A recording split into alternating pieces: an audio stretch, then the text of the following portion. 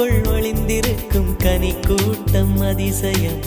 வண்ணத்து பூச்சி உடம்பில் ஓவியங்கள் அதிசயம். துளை செல்லும் காற்று மெல்லிசையாதல் அதிசயம். குருநாதர் இல்லாத குயில் பாட்டு அதிசயம்.